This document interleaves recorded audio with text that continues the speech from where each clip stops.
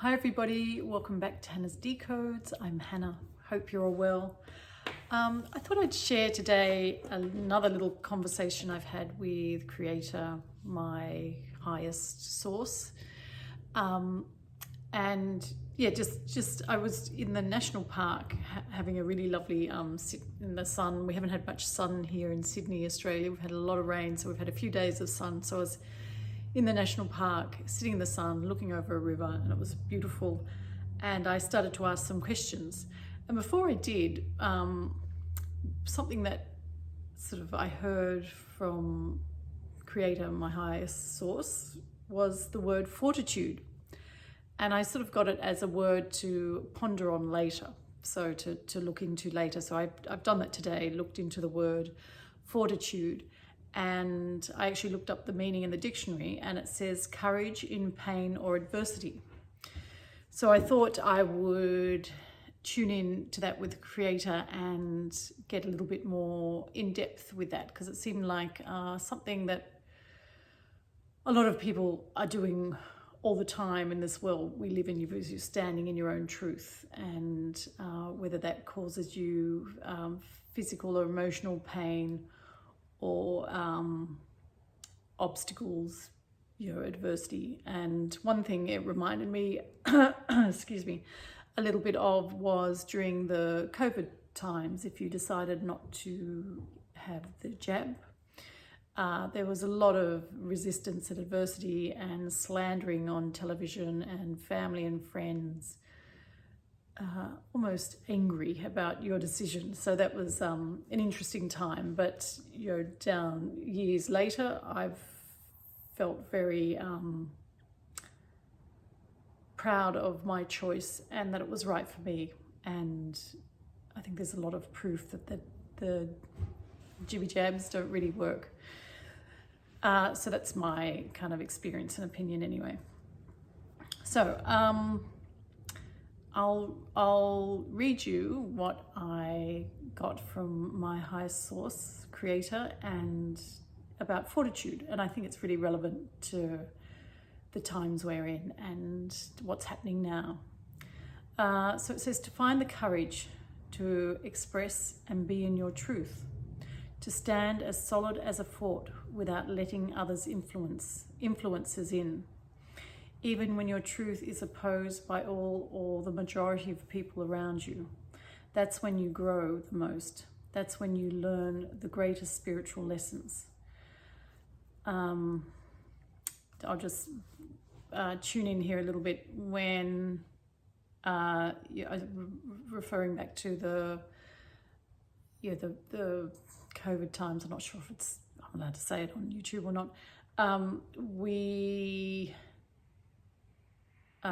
I really feel like that was a spiritual lesson of, I think, realizing I can't change, letting people make their own choices and not being worried about it, and really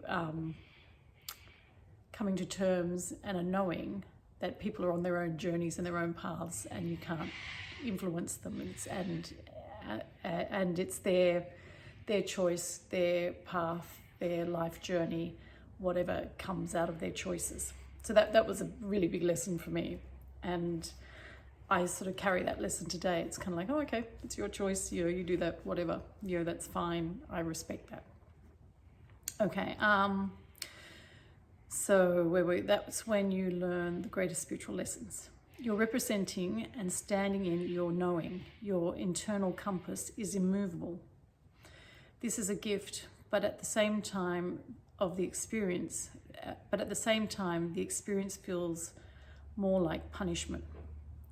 And then I said, how do we make this lesson less like punishment? Because I always think, I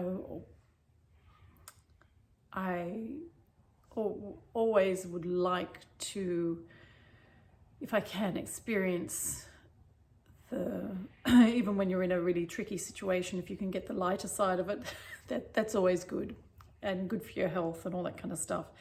And often when I reflect back to tricky or difficult times in my life, and I think about the worried energy I put into that experience, and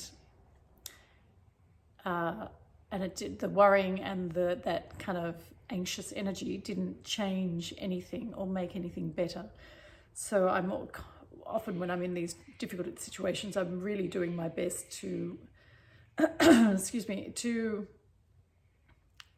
be in the highest vibration I can be, I suppose. So how do we make this lesson less like a punishment?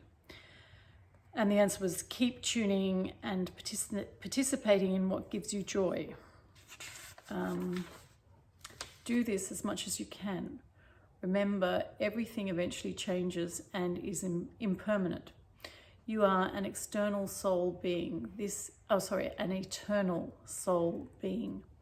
This is an experience. Take responsibility to how you react to the experience. And then the final sentence was, this is true power. So this is having power over your responses and reactions to difficult situations, which is, I think, really powerful. And so I think that's it for today. Let me see, what else? While I was in the national park, there was something else, another question. Actually, I think I just asked, is there anything the creator would like to share with me? And this was what I heard. Sometimes waiting and wanting can slow things down. And I responded, what should I do? And the answer is project what you would like and then participate in your joy and peace. So again, that reminded me a little bit of making the spiritual lesson less like punishment. And it's continually finding your joy. And I think that's a big part of what we're here to do, to experience, is joy. So I think, I'm often making my week, planning my week. So I'm finding my peace and my joy in the national park, on beaches,